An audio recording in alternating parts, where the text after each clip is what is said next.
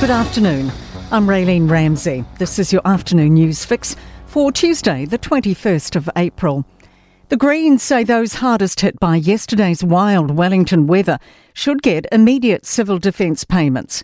Multiple highways across the North Island have sections closed by weather damage. Met Service orange rain warnings still cover southern Hawke's Bay, Tararua, Wairarapa and parts of Wellington, where it's still raining.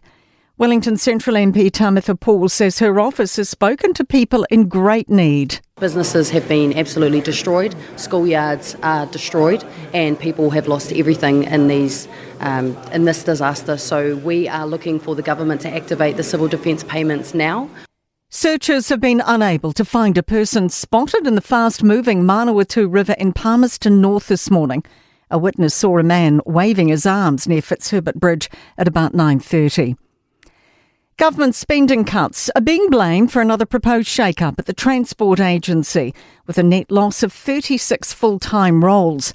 The proposal could affect more than 250 NZTA workers, many able to reapply for jobs in regulatory and finance teams. Its spokesperson says the changes aim to improve efficiency. Public Service Association National Secretary Dwayne Leo disagrees. They cut the funding, they're forcing restructures, they're stripping out capability, and then they wonder why services are deteriorating. Chris Luxon has survived a confidence vote he initiated among his caucus today. After speculation, there's been dissatisfaction. National MPs aren't revealing details of the vote or how many supported Luxon. MP Chris Bishop says today's meeting included a clear message members should stop leaking information to the media. I support the Prime Minister and we had a good, honest, robust discussion as a caucus, and now we move forward together, united as a team. Nicola Willis says today's caucus meeting included useful talks. One for all for one.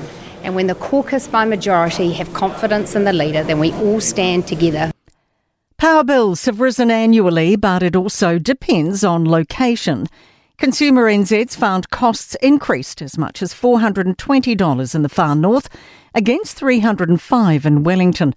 Power Switch's Paul Fuge says people pay more the further they are from the source and where fewer users share costs. Unfortunately, those areas tend to be the lower income areas as well, so these price rises have hit lower income households particularly hard this year. A push for longer-term thinking from the government on retirement as current systems fall short. The Retirement Commission is concerned superannuation and KiwiSaver funds aren't keeping up with the rising costs faced by over 65s. Commissioner Jane Wrightson says policy changes are needed to ensure superannuitants can afford to live. If we want people to save for their retirement, we have to have a system that has the right balance of incentives and the right amount of trust that the system will be stable over time.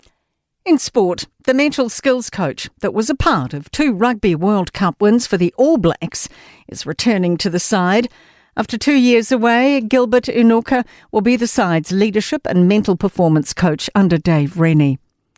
Attack coach Michael Ennis has become the second member of the Dragons NRL club to leave in as many days. Raylene Castle has been reappointed as Chief Executive of Sport New Zealand until May 2030. She had been linked to the vacant New Zealand Cricket CEO role. That is your latest news fix. We'll be back with the next update tomorrow morning from the Newstalk ZB newsroom.